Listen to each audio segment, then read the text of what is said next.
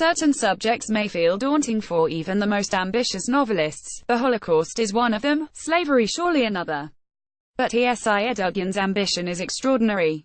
Her 2011 novel Half-Blood Blues centered on a black musician incarcerated in Sachsenhausen concentration camp. Her new one, long-listed for the Man Booker Prize, is narrated by the eponymous Washington Black, who starts his life as a slave on a plantation in Barbados.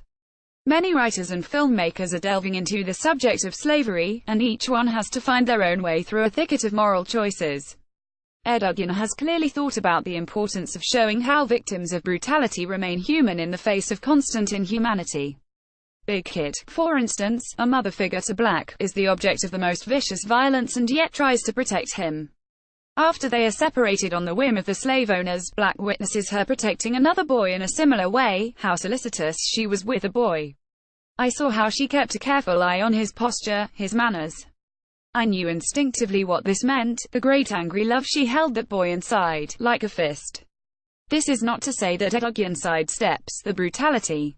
Black is set to work from the age of 2 and is tormented by fellow slaves. 2 little girls spat on me. Their ancient grandmother held me down, and cut my sandals from my feet for the leather. Later, he witnesses the decapitation of a dead slave by the overseer. Then Big Kit's nose is broken in front of him. Then, unexpectedly, he remembers how Big Kit once kicked out at him and broke his ribs. In the background of these incidents we are reminded of the fate of runaway slaves, held openly in town in large wooden cages, and of newborn babies, brought to the fields with their mothers and left to die. Characters are thought to be dead and then reappear. A man sent to murder Black is killed in front of him. All these scenes are just a precursor to Black's terrible maiming, when he is badly burned in an accident, and to his horror when a white man kills himself in front of his eyes. These events unfold with a Tarantino-esque savagery, our narrator staggering through each awful moment. Yet Edugyan's prose raps elegantly over each blow. She has a taste for incessant similes, some of which are memorable, while others reduce rather than increase the immediacy of experiences.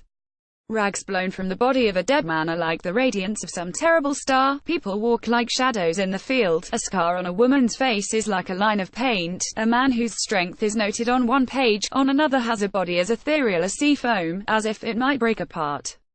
Black tells his story in the first person, and initially, I found it rather hard to believe in his slightly finicky voice. But we learn quickly that he has been chosen by a white scientist and explorer, Titch, the brother of his cruel owner, as his assistant, and part of his education consists of reading classics aloud. That makes his cool diction more convincing, as we see how his journey away from slavery leads him to reframe in his own experiences. At one point Black sketches a narwhal tusk photograph. Reuters. Black's real gift, we discover, is not in language but in art. Inspired by the scientific illustrations that Titch shows him, he quickly becomes a brilliant artist himself. Black practices his drawing in secret at first, but the very first time Titch sees it, he is almost stricken. "You are a wonder, truly," he says to Black, and the next day informs him, "You will be the chief illustrator from now on." Genius, like happiness, is tricky to capture on the page, and this is not the first time that Edugyan has attempted it. One of the great achievements of Half-Blood Blues was its portrayal of a wildly gifted young trumpeter. Somehow in that book Edugyan managed to get across the effect of a great artistic gift. She approached the talent from an angle, not from the point of view of the genius himself but from that of his jealous and admiring bandmate. Here, instead, we are looking at the art directly from the point of view of the artist, and although Edugyan tries to give the flavor of the art Black creates, it is almost too exquisite to be imaginable. At one point he is sketching a narwhal tusk, and the image seemed less a drawing than a haunting, a vision of the specimen's afterlife, set down in a ghostly luster of ink. That Black's talent seems almost magical is echoed by the way the novel's plot develops once we leave the plantation. Black and Titch do not embark on an ordinary journey. They take off one stormy night in a hot air balloon, crash land on a ship helmed by secretive twin brothers, and arrive in Virginia, at which point Black embarks on some utterly incredible adventures that take him from the Canadian Arctic to North Africa, by way of London and Amsterdam. As his adventures become increasingly far-fetched, so his language becomes more and more rhetorical. In one typical passage Black is presented with 2 unlikely choices for the next stage of his voyage. Would I choose so again? Well, now that is a question. I will only say that if I have acquired any wisdom from Big Kit, it is to live always with your eyes cast forward, to seek what will be, for the path behind can never be retaken.